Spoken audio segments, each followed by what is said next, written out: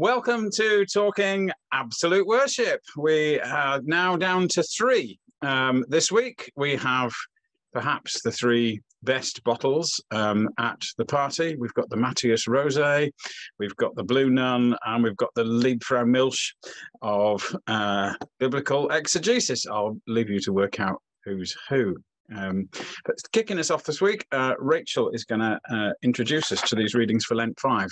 What have you harvested from these readings, Rachel? Well, I've decided actually that I think in some ways I've perhaps been sold short in the whole of my life, where I've been led to believe that Lent is, full of doom and gloom and this, that and the other, because actually looking at the readings for Lent, not just for this particular Sunday, but looking through some of the other weeks, I've felt that there's been a much more kind of joyful, transformative theme going on. So if you're looking for kind of a bit of Lent doom and gloom, then you won't get it from me for this Sunday. It's fine. We've got Robert, so that's cool. So I thought that my theme this week would be water. And using water as an image of God's overflowing and life-giving love. So I would begin in Isaiah, where you've got the images of the Exodus and the wilderness that begin the passage. So Isaiah is kind of saying, remember this stuff that happened. But then he says, and now forget all of that. Remember, but don't remember. And don't get stuck in the past. He sort of says not even the most amazing thing that God has done for the people in the past is adequate to describe the liberation that God is just about to unleash upon the world. And so Isaiah sort of challenges the old ideas of what God can do, of what liberation looks like, and kind of turns upside down, I suppose, the old ways of doing things. But water runs through the reading, and when Isaiah talks about the Exodus in the first part of the passage, he talks about the waters kind of being drawn back and sort of tamed, and they have to be withdrawn to make a way in the sea. But then in the second part of the reading, he talks about water being unleashed and freely flowing. And it's this freely flowing water that's not a way in the sea, but is now a way in the wilderness. And I just love the idea that God's grace is kind of like what happened in the past, which was still God's grace. But actually, it's not like God's grace as we know it, because it's going to be so much more than we've ever experienced. And I think water is just the image of kind of springs and water and greenness coming in the desert. It's all just it just gives you a really overwhelming and abundant sense of what God is all about. And I think in Psalm 126 that water imagery is picked up again, and it feels, for me, it feels like in both of the readings, we're almost being told, no matter how many times we might be able to say, oh, the Lord has done great things for us, there are still going to be so many more times when we'll find ourselves in need of God's help and deliverance. And those new things that God is doing they're kind of queuing up for us. It's like my very slow printer. There's all these things kind of, backed up blessings, if you like. And also something that I've banged on about in endless sessions is the idea of when God blesses us, it's so that we can be a blessing to others. And in the psalm, the idea of blessing is in order to give praise to God. But I was thinking, well, how else do we give praise to God if we're not living it and showing it in our service to others and in the way that we treat the world around us? So water's going to be my big idea. And I thought you could, if you really wanted to bring in the gospel, you could transfer some of the meanings of the image of water. So the idea of pouring out as an expression of love that we can sort of, draw from the gospel. The idea of abundance and generosity, although some want to be in a bit of a stingier, less generous place. And also the idea, I read a commentary that said that John perhaps, that this story in John perhaps precedes and mirrors the washing the disciples speak that Jesus does. So again, I felt that I could sneak in a bit of John if I wanted to, but I might not need to. Might have enough to bang on for half an hour just about water. If you absolutely had to talk about the gospel, yeah. If I must include the gospel, that's a clear emphasis in Isaiah and Psalms. Is the water image. There's a hint of that. You're talking about water and abundance and unleashing it and holding it back. In John, also in the different responses of Mary and Judas. So it's like Judas is kind of in a rationing mode, isn't he? He's like, oh no, we need to conserve this common purse and share it out to its maximum benefit and spread it widely. And Mary's saying, no, the thing that Jesus is giving us, you just need to splash it all about. You know, it's not about conserving it; it's about abundance, and there's always going to be more. Robert, did I say you were going to say something? Or was yeah, it it's just on that theme. I hope I'm not giving too much away about what I'm going to say, but I'm trying to. There's a term, the economy of scarcity and the economy of abundance, and it seems to me that there's a lot about that here. That we're brought up to hold on to everything and hold things back for fear of not having enough. When actually, if we shared, there's plenty for everybody. There's something about it. So I like the water. It certainly works. I still don't know where I've landed with this idea in Isaiah about do not remember the former things. It also says that in Philippians. It says, this one thing I do, forgetting what lies behind and straining forward to what lies ahead. And yet the psalmist, and let's face it, most of the Psalms rely on remembering former things for their hope when times are bad. They'll describe a situation where their life is falling apart, or the nation's life is falling apart, and then they'll say, "But we remember how you led us through the sea, and therefore we know you are always faithful," and it will give them faith. So I guess what I don't know. I think where I went to is that Isaiah appears to be saying something more like just what you've said, Rachel. God's done great things, but that's not the greatest thing yet to come. So don't think that's it. Don't rest on past glories and try and recreate them because something new is happening. Yeah, Rachel. Yeah, I was going to say exactly the same thing. I think it's not about, the past never existed. But it's much more, there's more than this. And I think in some ways, none of us want to be kind of shaped and confined by our past, do we? If I was still kind of treated, if people said, oh, well, I knew Rachel when she was 20 and, this is what I know about her. So therefore, none of us like that feeling, do we? So I think it's good to remember. It's encouraging us to remember, but not to be boxed in by that image of that thing God did on that one occasion. Well, I think that's a good way of putting it. So in a few weeks ago, we looked at Transfiguration, and the disciples wanted to build the booths to box in that moment of glory, because surely it wasn't going to get any better than that. And Jesus says, nah, there's more to come. Come on, let's go down the valley. And what actually was to come didn't look like it was going to be any better, but actually led to something entirely new. Yeah, Robert?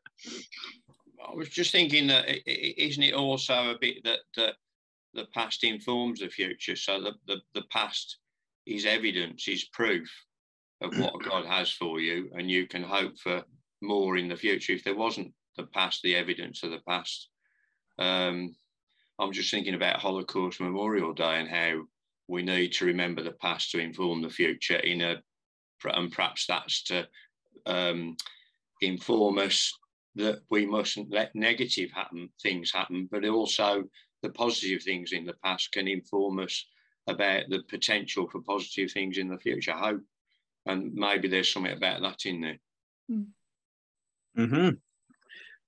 I like the I think that certainly is the case, and that's what's going on in a lot of the Psalms, isn't it? I think is that dynamic of remembering the past, and also it's just going on an awful lot of stuff in the Bible, isn't it? It wasn't that long ago we were looking at the wedding feast at Cana and the abundance of the wine. That, you know, why make 180 gallons of wine? Well, maybe to make that very point, there is always more. However close to God we think we've got, however perfect we think we've made the church, however perfect the church used to be in 1940 when we remember it, that's not the thing to go back to, because God has more. God's moved on to something greater, even if we can't imagine it. Let's face it, it's difficult to imagine a better thing than the church in 1940. Isn't it? But that's what many of our congregations desire, isn't it? To get back to these things. And maybe these are the former things that Isaiah's talking about as well. Just don't dwell on those former things. They've gone. They've gone. They were great in their time. God is doing a new thing. You don't need him to lead you across the Red Sea just now. What you need him to do is this, and this is where we're going, which I think has all sorts of possibilities and mileage for preaching, Rachel. So I think you've opened up a rich theme there. Robert, were you going to go in a different direction, or were you going the same way? Well, there's elements of what Rachel was saying, but it, and I fear that Rachel said about how she's been saying the same thing. I fear that I'm doing that. So, we all say the same thing. Preachers have only got one thing to say. They just say it in different ways. Yeah, exactly. It struck me about, and that might be to do with the Philippians reading, rejection of all the worldly things for the sake of the gospel of Jesus. That's what one of the commentaries said. And it came into my mind about what is it that has value. So I was thinking about Judas and, oh, no, you don't want to waste that. We could have all this money that we could do stuff with. And you just think, so how do we measure what's important? And God's saying, it seems to me in Isaiah about the water, I give you life, I give you water in the wilderness. What more could you want? And I mean, it's interesting, that idea that it's just everywhere instead of being held back. I think it says something about what God gives us, and yet we hold on. And in the Psalm, King James Version, where's the Psalm on my screen? The first, we were like those who dream. It says we were like them that dream in King James Version. And I think it's almost as though I feel like our society is living in some sort of half asleep situation, where there is this economy of scarcity and we've got to hold on to everything.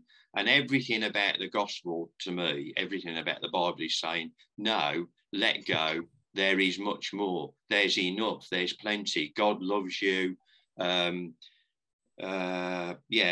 don't worry about wasting expensive oil. Don't worry about wasting things. Just give, spread it out. And so it was about what do we value? And into my mind came two television programs, Antiques Roadshow.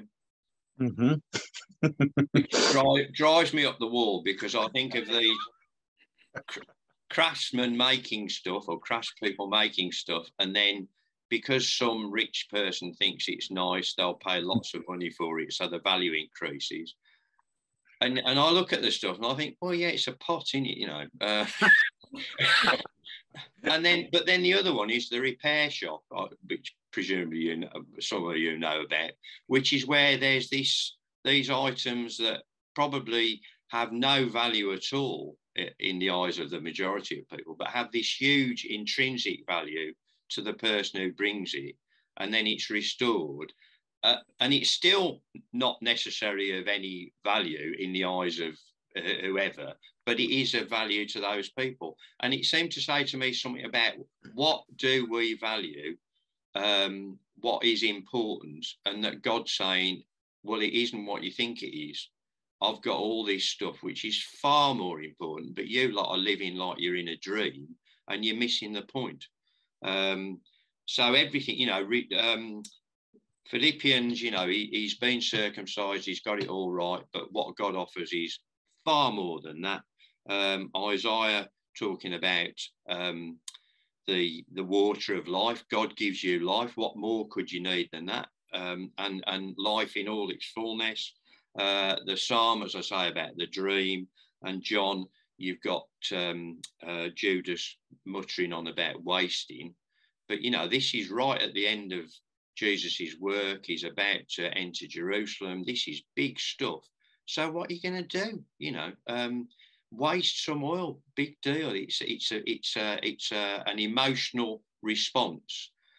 So I want to say something about the way the world balances and calculates things. You could do something about how we have top tens of everything, and everything's calculated, and it's all, is this better than that? And God's just, you know, no, it just give. That's where I'm, you know, it's God's way or the world's way, which seems to be what I say every week. I love that. Yeah, Rachel. Yeah, one of the commentaries I was looking at about the Philippians reading said actually the price tags of life are rearranged. And I think, you know, that's absolutely what you've been saying. And as you were speaking, it just made me think about those kinds of calculations that we make all the time. So, you know, do we work so that we've got, you know, lots of money for some kind of future point, or, you know, do we think actually the work is not worth my time, in terms of, you know, where's the trade-off with sort of family time and work time, or where do I, yeah, what am I trying to do? I'm just thinking of a relative I know who's one of their in-laws has sort of recently had been giving them some money to help the situation, and has now decided that, you know, that to kind of withdraw that help because he's got in his mind how much money he wants to have saved before he dies. You know, it's just kind of bizarre that, you know, why wouldn't you rather give to your grandchildren so that they can appreciate and experience good things sort of in, you know, I don't know, we just make those trade-offs all the time, and I'm sure that we don't always get it right. You're kind of saying the prodigal son was right, in fact. So give me the money now. I'll spend it now rather than when you're dead. Sell off your farm, Dad. Yeah, no, I definitely see that. And it's a question that people just don't ask. And I kind of have a, you know, it might sound a bit revolution, but society will never seriously ask it. But if society did ask that question, exactly that question, the whole thing would fall apart. The whole market system, the whole economy, everything would fall apart because it rests on that. And so there's a real incentive for keeping that narrative live and at the forefront of people's minds. I need to work. I need to earn money so that I can pay a pension, so I can have however many years at the end of my life. And then we all feel cheated if we drop off at 67, don't we? Well, my dad dropped off at 68, 3 years after he retired. And I remember my mum feeling completely cheated by that. Yeah, Robert. Oh, I just thought it reminds you of that story about the well, it's one you used, about the fisherman who is lying on the dock after going out fishing, and the businessman comes along and basically says, well, what are you doing here? You know, get out and do more fishing, and then you'll earn loads of money, you'll buy another boat, and then you can run a big business. And then if you do that, or you could go on, you could spend your time doing nothing. And he sort of says, well, you know, that's what I'm doing. You know, and I read something else about in the sort of how we value things. I'm sort of struggling how I'd use this, but it just felt it was something to do with that, about how the gesture that Mary makes is it's extremely intimate. And then she used this writer used that to talk about how we think about the human body. And she writes, because I think this is related, She says she's a product of a culture that treats her body with ambivalence and scorn. Most of the time, I see it as something to shrink, starve, conquer, or tame. I see its flaws so much more clearly than I see its God-ordained dignity and beauty. And I thought that's about how do we value things? We're told that our bodies are never good enough, that we need to eat the right stuff or lose weight or that. But our body, which gives us our life, is a gift of God. And we should sort of rejoice in that and treasure it rather than think, well, because we're spending our whole time thinking about what's wrong with it. I think there's something there that we could use.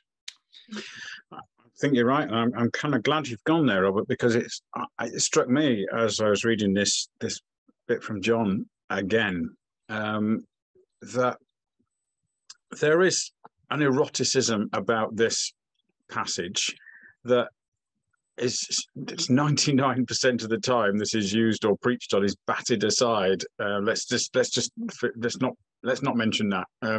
Here is a woman who's let down her hair, which I'm told, given to believe that that's only something they would have done with their husband, probably in the bedroom, certainly not in the public gaze, certainly not with a man you're not married to. Unwrapped her hair, and she's down at his feet, and she's covering them with oil, and she's wiping it around his feet with her hair. That's an incredibly erotic. It's not just accidental. This is an incredibly erotic thing going on here.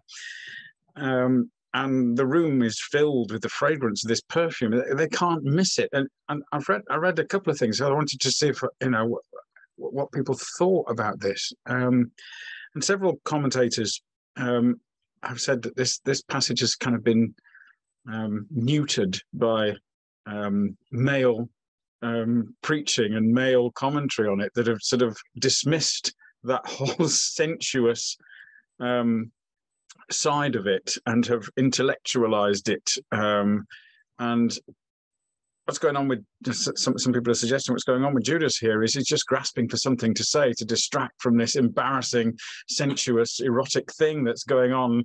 And Jesus just accepts it and can speak that language. He's not simply speaking a sort of male transactional language. He's able to communicate with feelings and sensuousness that doesn't really need explaining. It doesn't need explaining away or theologizing. It's an act of sensuous devotion. It is embarrassing. It would be embarrassing. But Jesus is such a person that he can absorb that. He can take that on. I'm still not quite sure where to go with that. But I think it's certainly something that's worth dwelling on as preachers. Yeah, Robert. The place I got this from was a site called Journey with Jesus Net. And she talks about the treasure of the body. I think I want to read this paragraph, if that's all right. What happens between Jesus and Mary in this narrative happens skin to skin. Mary doesn't need to use words. Her yearning, her worship, her gratitude, and her love are enacted wholly through her body. Just as Jesus later breaks bread with his disciples, Mary breaks open the jar in her hands, allowing its contents to pour freely over Jesus' feet. Just as Jesus later washes his disciples' feet to demonstrate what radical love looks like, Mary expresses her love with a humble physical act, and Jesus, rather than shunning her intimate gesture, receives Mary's gift into his body with gratitude, tenderness, pleasure, and blessing. The holy sacraments here are skin, salt, sweat, and tears. The instruments of worship are perfumed feet and unbound hair. This is not abstract piety of the mind. This is physical extravagance, what writer Mary Gordon calls a Sabbath of the skin. Yeah, that's saying far better what I was struggling and stumbling to try. But I'm glad you found a way of putting that into words, Robert. Well, it wasn't me. It was this lady, and then she goes on to say the bit I said before about how it seems that contrast. She she's doing something quite profound, because, as I say, everything we're brought up to think is that our bodies are to be controlled. I mean, I think the whole way people almost see the medical world is of the body becomes like this machine that we control with drugs and operations and things like that. It's not this incarnation somehow of God in the world. You know, God is God with us. This wonderful example of creation. Mm. Rachel, you're the only one of us who's got the hair to reenact this. As you do the children's address. Yeah. No, I was just, as Robert was speaking, I was just thinking about loss, and you know, some of the losses that I've experienced, particularly when someone has died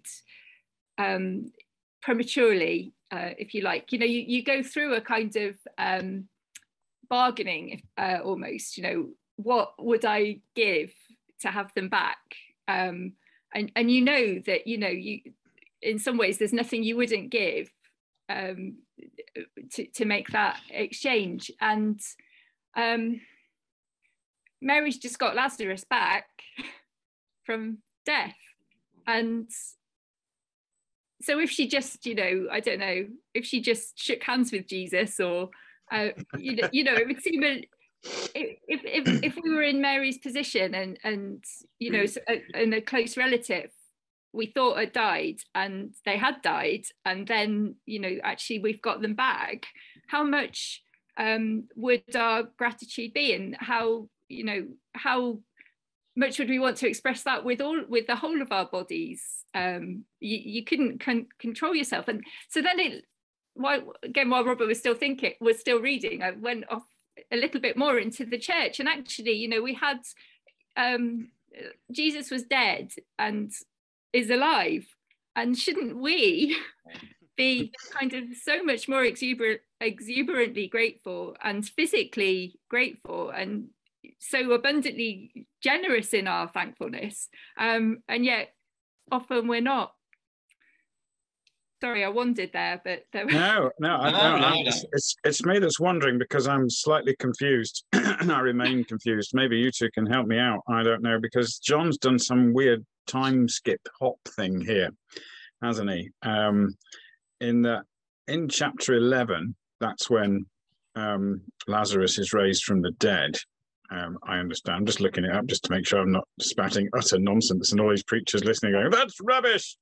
I think it's chapter 11, where Lazarus is raised from the dead. And it says at the beginning of chapter 11, now a certain man was ill, Lazarus of Bethany, the village of Mary and her sister Martha. It was Mary who anointed the Lord with ointment and wiped his feet with her hair. So in chapter 11, it suggests that the anointing with ointment and the wiping had happened before Lazarus was raised, because otherwise he wouldn't be saying it was Mary who did that, unless he's thinking, I thought, there's some weird time skip thing as to what John's doing with these stories. But either way, yes, Mary has got Lazarus back. But I've always struggled with this thing, because it kind of sounds like this is the dinner where they're sat down and zombie Lazarus is at the table, but nobody refers to him at all. It's not about him. But you think he'd be the centre of attention, wouldn't you, of this story? And he's not zombie Lazarus, obviously, that's disrespectful. He's raised from the dead. But I've always thought the raising of Lazarus is a bit of a weird story and a bit unsatisfactory. I've never felt satisfied with that story, because it doesn't appear to lead to anything, does it? It just leads to his later death. But it does, as you say, Rachel, open up this opportunity to talk about grief. Although Jesus did ruin it a bit by just raising Lazarus from the dead. It'd be a better way of talking about grief if Lazarus was actually dead, because we can't say, fair enough, I'll just raise him for you and that fixes it. But I think that's a fascinating angle to take, how Mary is responding to grief and to Jesus and to everything that's happening to her on this journey. But I'm still massively confused about what happened when in this story, because John appears to be sticking stuff in different places to make different points, and maybe, yes, the washing of the feet is one of them, why it's been positioned here, or yes, also the anointing after, or the planned anointing after the rolling away of the stone, which wasn't then needed. And so Mary had got this stuff ready twice, maybe. She certainly got it ready for Lazarus, who didn't need it. And then they were getting stuff ready for Jesus, who didn't need it. So maybe that's going on. So how can I use this stuff? If I save it up, we'll never use it. Which maybe is what the churches are doing. We're saving all our cash for some rainy day, but we'll have all shut before that rainy day. We recognise it, all of which is a bit rambly, but it's just to say that I'm kind of confused about the whole timing of what happened when with this passage, but sometimes that can allow us to play with it a bit. You went and got a book, Robert, to settle this question once and for all. Well, all of those machinations about timing hadn't occurred to me. Because I went to look at it and I thought, isn't that because John wrote this later on? So he's saying, you know her, she was that one who later on did that to Jesus's feet. It's not a puzzle. Well, it was Mary who anointed the Lord. So I suppose you could say it's Mary who later anointed. Yeah, that does work. But then again, I don't know. But you fixed it. Thank you, Robert. Rachel. It's a bit of a spoiler alert, though, isn't it? Yeah. Hang on, later. Spoilers in his own gospel. I mean, come on.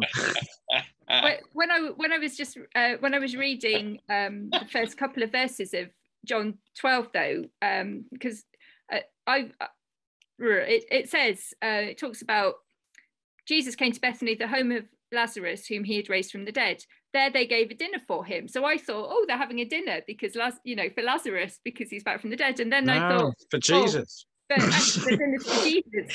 Again, so I'd gone off on a different, Who does the hymn refer to? Yeah. If it was a dinner for Lazarus, he'd be the centre of attention, wouldn't he? You'd think.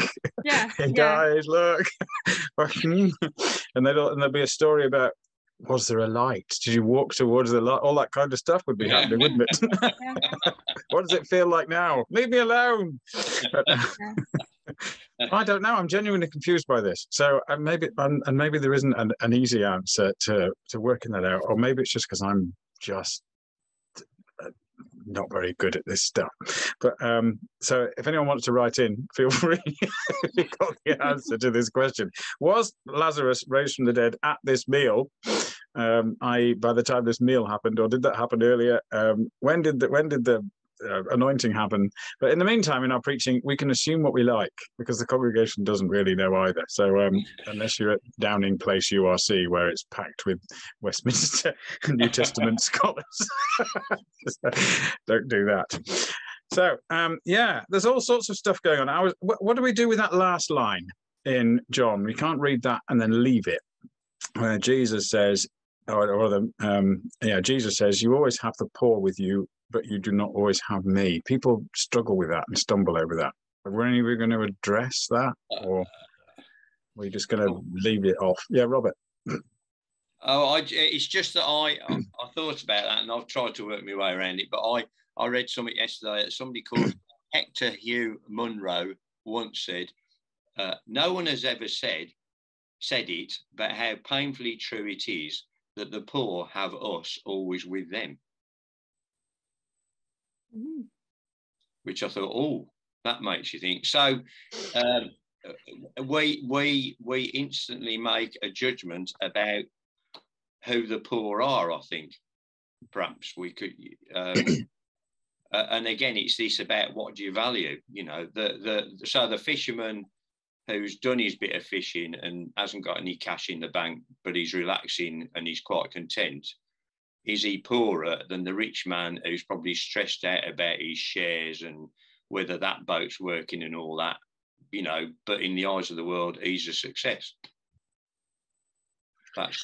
That was obviously really good, wasn't it? Yeah, it's a good story. We'll go big on that one. I don't know. I looked up Deuteronomy 15, where this allegedly comes from. You always have the poor with you. And in Deuteronomy 15:11, which presumably Jesus is quoting, the problem is he only quotes half of it. If he'd gone the whole hog, it would be easier. The poor will never cease out of the land is the quote. You will always have the poor among you. The poor will never cease out of the land. Therefore, there's a therefore that comes next, which is chopped off in John. Therefore, you shall open wide your hand. So it is never a quote to say, yeah, never mind them for a while. I want to do this nice thing. You should always have your hand open because the poor are always with you. And then another commentator I read said, well, you could go a step further. And then I think, I'm just intellectualizing this whole passage when we should be sensualizing it, as I said earlier. But who is the representative of the poor here? The one who comes to liberate the poor is Jesus. And there's always been this strain in the Bible. If you do the least unto one of these, you do it for me. Or if you do something unto the least of one of these, you do it for me. The identification of Jesus with the poor. So when Mary is doing this for Jesus, maybe it's a sort of like a parable of how when we give generously and abundantly to the poor and open our hands, as it says in Deuteronomy, then we are abundantly giving to Jesus. There's not a choice between the two. In other words, it's not, shall I do an expensive worship act for Jesus, or shall I open a food bank? When you open the food bank, you are doing something expensive and extravagant for Jesus. It is the equivalent of the perfume that you can smell in the world, the aroma of that. I read a sort of cutesy story that I'm not sure is true, but it sort of illustrated the point quite nicely, of a woman who in America was raising cash from businesses to feed the poor. I think it was some kind of food bank situation. And she had like a van full of donuts that she got from somewhere, and she was delivering these donuts. That seemed like the best food to deliver, but there you go. If you've got donuts, you've got donuts, haven't you? And on the way of delivering these donuts, she went into a business to ask if they'd sponsor them, and the man said, "Oh, you smell of donuts." And she said, "Yes, this is why I smell of donuts." And so she'd literally taken the aroma of her giving into the place, and he sponsored it. So I don't know if that's true or not, but if you look up donuts, America, food bank, rich man, then I'm sure you'll find the story. Rachel. I was just thinking that we don't always know how to receive, and sometimes people might give you things that, and your sort of temptation is to say that's too generous of you, and actually sometimes you have to kind of allow someone to give to you, and it because it's expressing something more. And so, Jesus could have said to Mary, "Or just use a little bit," but what does that do to, because if you say that to someone, then it kind of it sort of diminishes their giving in a way, because then they sort of feel like, I've overdone it. I've embarrassed myself. Yeah. So I don't know. I was just thinking about, it's not always easy to receive, particularly when that people are giving from a place, where they don't have much to give, perhaps. Yeah. So you're not including holidays in Martinique or anything in that? Well, yeah. Who knows? Right. Anyway, perhaps we should move on from that. Oh, Robert. I was just thinking about. Oh, no, it was just the thing about receiving, is that there's that whole thing of not taking gifts because you don't know what's going to be expected in return, and that's bringing that whole worldly.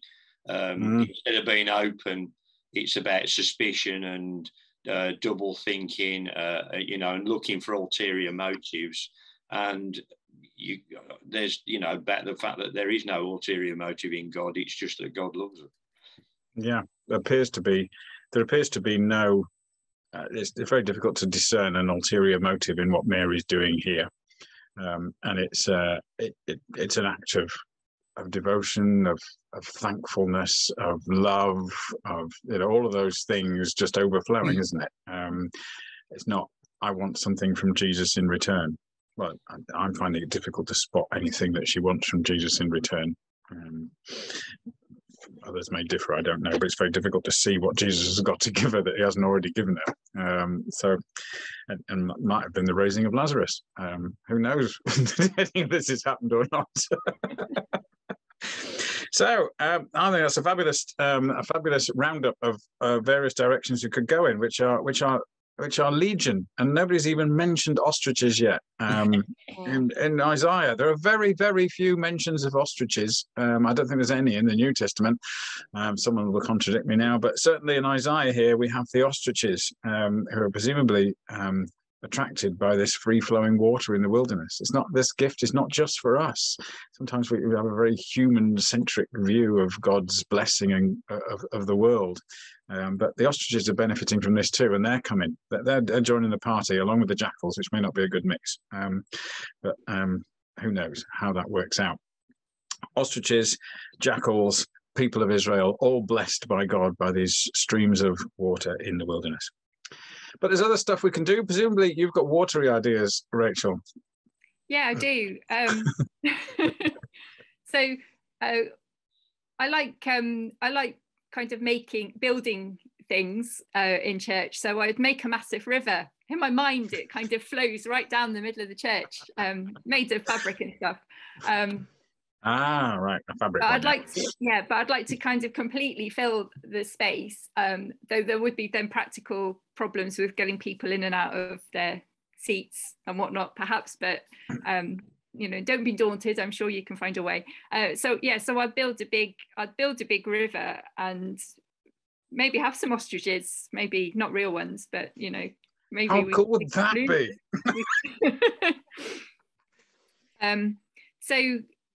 So yeah, just to kind of get a sense of abundance, I think I'd make a big display, not just a little river at the front. I'd try and be as big as I could.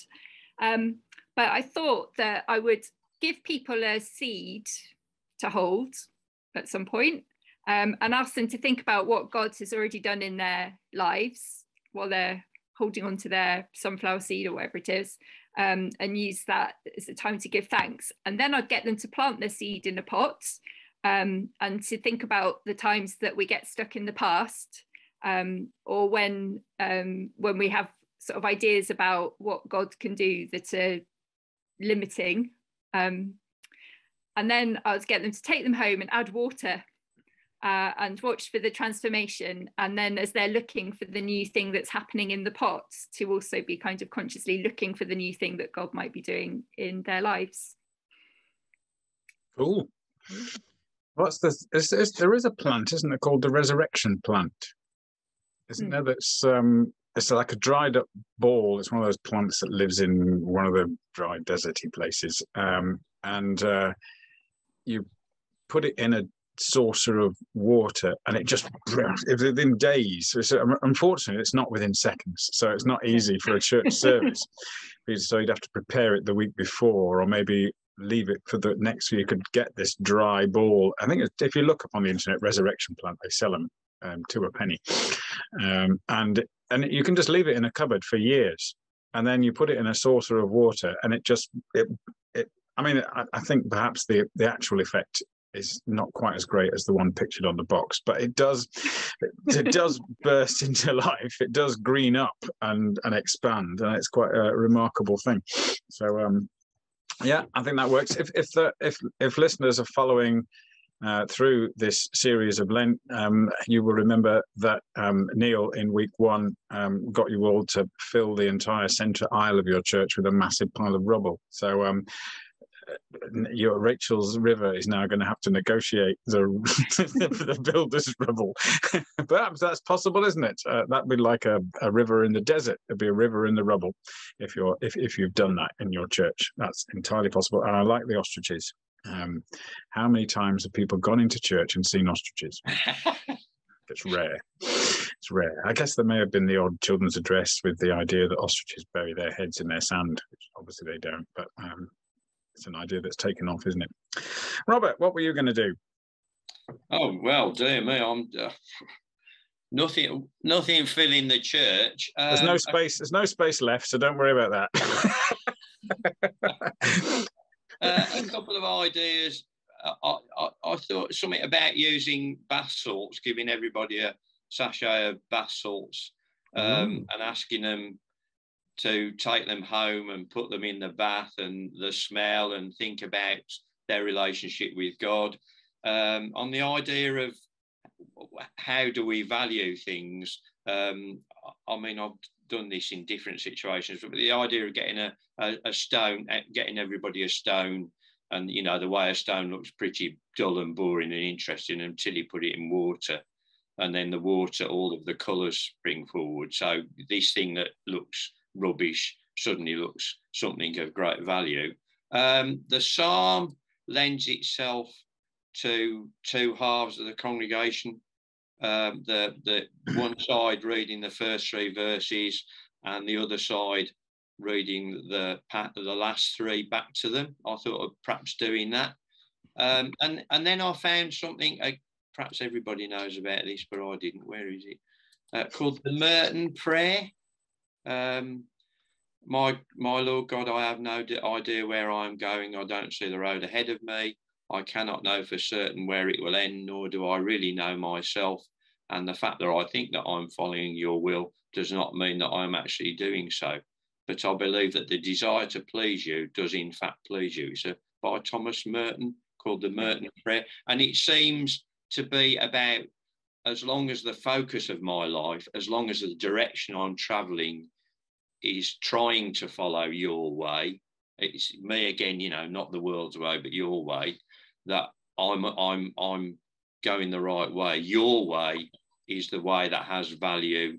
Your way is the way of. I love the thing that Rachel, this sort of doing something big, because I've been thinking about that all the way through. You know, scarcity, plenty. How can you? I sort of want to, you know, throw my arms out somehow, or get and the whole thing we've been talking about the body and everything being about holding in and keeping things pinched up and buttoned up, and God's going no, and Mary's going no, you know, liquid all over his feet somehow. So I'm not sure the things I'm thinking about illustrating God's way rather than the world's way do that enough. So those are the ideas I've had, but I think I still. Oh, one other thing about where did I find that? Just hang on a minute. Yeah, Worshipping with Children blogspot. The idea of telling God's story and interspersing it with the congregation responding with, I am about to do a new thing. So he says, I created Adam and Eve, set them in a beautiful garden. When they disobeyed and hid from me, I sent them away from the garden, but I didn't leave them. Instead, I said to myself, I am about to do a new thing. I promised Abraham and Sarah that through their family I would bless the whole earth. For hundreds of years, their family slowly grew in numbers. Then I thought, I am about to do a new thing. And it goes all the way through the Bible story like that. And you could do that with somebody reading it and the people responding, I'm about to do a new thing. And then the biggest thing is Jesus. Thanks be to God for all the new things. Worshippingwithchildrenblogspot.com. Cool, excellent. That's a good place to go for liturgy. And we might add that into our Talking Absolute Worship website tab that says places we like. So if you want to go and have a look at other websites that have got ideas, and some of the places that we find that our panelists are regularly going to, you'll find them on our website, which you can find in Google by typing in Talking Absolute Worship. And there's a little tab that says places we like, and there's some of those places are in there. Rachel, you were going to add something. Yeah, I just remembered that actually when I've used this reading or the kind of equivalent reading from some of the other Gospels, I have actually taken some fragrant oil into church, and we've had a time of kind of quiet reflection. I've invited people to come up for me to anoint them, just obviously not throw it all over them, but and not do the whole, you know, like with my hair thing, but just, you know, cross on the forehead to be recipients of the kind of overwhelming love that Jesus is pouring out to them. The stuff about oil in the Bible. What's the psalm? Is there a psalm that talks about tipping out oil over Aaron's head, and it's all over his beard and down his front and everywhere? When they're talking about it, they're not talking about a tiny little dab on the head, are they? No. I like Robert's pinched in, buttoned up words that sort of do describe our, a lot of our congregational life. Robert, you were going to add something else. Just on the same way, I saw somebody suggest doing a contemplative thing where people are given hand cream. And that's got, I mean, you'd have to think about COVID, you'd have to think about people with allergies to certain smells and all that sort of thing. But I do think that, because there's something quite sensuous about putting hand cream on. I don't know if I'd do it for other people, but I mean, if you had a partner, you could do it for each other or something like that. I mean, it's like going back to that thing about the body. There's part of me that thinks, wouldn't it be lovely to get some Rubens paintings with Rubens, to try and think about. But then, how far do you go down that way when all the church might walk out and discuss that we're getting into eroticism? I mean, that's where your bath salts thing kind of works, because if people do go and use your bath salts thing and put it in their bath, they're going to have all their clothes off, aren't they? And if you're going to give them some guidance about what to think about, then there they are in all of their human body glory in the bath. So maybe there is some mileage in thinking that through. How we have. I mean, it's back to the sensuous stuff, isn't it? How we've sort of like got this massive suspicion of the body, and it needs to be hidden away and not talked about, and it's all the head that really matters, and the heart, the head and the heart. Our spirituality and our intellectual belief is what matters to God. And yet this story, Jesus exposes himself to all of that stuff, which is utterly embarrassing to. And if it was embarrassing today, it would have been embarrassing then. It's not as if they say, "Oh yeah, that's fine. People always do this in first century Palestine. It's like normal." It wasn't normal at all. So, absolutely. I've got a PowerPoint, so there. I'm gonna share. Oh, I've turned the PowerPoint on. Right, I'm going to share my screen. I guess it's a year since I've done this. It's like a whole new skill being learnt again. This is Psalm 126. I'm taking up some of the imagery that Rachel began with about, this is the Negev desert, which I think is possibly the one he was talking about, don't know, in the Psalm. And that's a waterway there, apparently, so I'm told. And you have to just see just how massively dry it is. And this comes from a blog, which I think I have actually shown before on Talking Absolute, because the Psalm 126 comes up more than once. I don't know why it's already come up more than once, because we're only like halfway through year 2 of doing this cycle, and there's 150 Psalms. So there's enough for 3 years, isn't there? So I don't know why we're doing 126 again, but there we are. We have done 126 before on Talking Absolute Worship. But anyway, if you go and have a look at the website, defininggrace.com, you'll find this little blog on Psalm 126 by someone called Dan. He never reveals his surname, or at least I can't find it in the entire website. He's just known as Dan. And he talks about rainfall in the Negev. And he says, during a short season each year, there's enough rainfall to the north for the excess water. I'm going to have to move that so I can't see it. The excess water to run all the way down the Negev, filling up the dry riverbeds and flooding swathes of land, like Rachel's material going down the church. I asked a farmer what happens to land that sees no rainfall for 10 or 11 months, and he said that it would become dry and hard-packed. And I asked what would happen if there was a sudden flow of water over land like that, and he told me that barely any of it would soak in. It would be like water flowing across tile or concrete. It would just keep going. This means that if you have any hope of growing anything in the Negev, you would have to prepare the land and plant your seeds before the water even got there. You would have to plow into ground that hasn't seen rain for 10 or 11 months and plant seeds in dirt that looks like it has never supported life and never will again. Hence the sow in tears. And I think that was quite good in Rachel's illustration, where you put the seeds in this dry earth at church and later you add the water. Because that's what they're doing. They're sowing in tears, because they're sowing into dry, dusty, compacted land that hasn't seen rain for 11 months, which sort of like unpacks that verse a bit for people. And I guess it's obvious from there where to go with that, isn't it? Those parts of our lives when we feel that there is no hope, there is no life to come, there is nothing around the corner, there's no goodness to come, we still have to actually plant. Even if we're in tears, we still have to plant the seeds. If church life seems completely barren and it seems like everything's going down the plug hole and whatever, we still have to plant. We still have to plant the seeds, even if we're planting in tears, because God promises that one day we will sow in joy, or reap with joy, or something like that. What does it say? Yeah, reap with shouts of joy. So that's what's going on in the Negev. And the other thing is a song.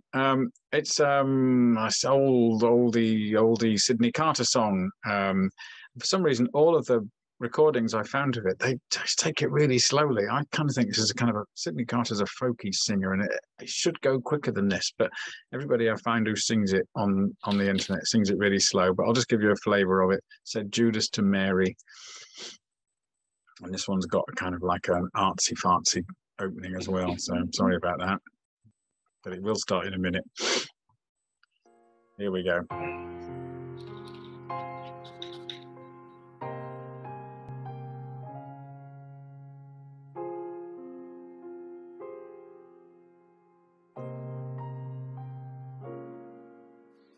Judas to Mary, now what will you do with your ointment so rich and so rare? I'll pour it all over the feet of the Lord, and I'll wipe it away with my hair, she said. I'll wipe it away with my hair. Yeah, it should go back twice the speed of that, I reckon, but obviously it follows the story through. This ointment, it could have been sold. Think of the blankets and think of the bread you could buy with the silver and gold. There's about 6 verses. So if you sing it at that pace, it takes about 10 minutes. So there are loads of versions of that around, and the old Sydney Carter songbooks that old ministers have all got on their shelves somewhere, because it was once new and trendy, the Sydney Carter stuff, and was once sung in schools. That kind of Sydney Carter was often sung in school assemblies. So people of a certain age may well remember Sydney Carter songs. And they've been replaced by the Rend Collective nowadays, I think. But Sydney Carter's gone out of fashion a bit in schools. But there you go. It's just a lovely song. So we've been talking absolute worship for about an hour, or maybe slightly less, because there's only 3 of us. We hope that maybe one idea has sparked a train of thought that leads you into a way forward for planning worship for your congregation. We're going to be doing that on Lent 5, and we want to bless you as you prepare to do that too. So Robert is going to pray with us. Let's pray together. So, loving God, we've been talking about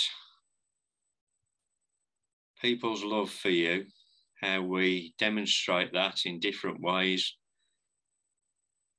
The effusive outpouring of oil from Mary's hands all over you. And that's reminded us of the enormity, the abundance of your love for us, for each of us. You, the creative force which fills eternity. You, the one who loves each of us in an intimate way, knows every molecule of our being.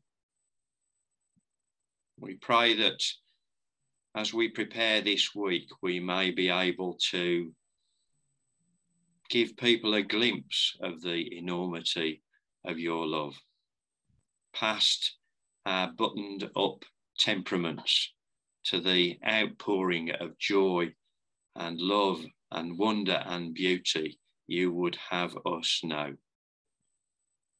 Help us as we prepare to be faithful to you and to your word, and to encourage those who come to worship with us. This we ask in Jesus' name. Amen. Amen.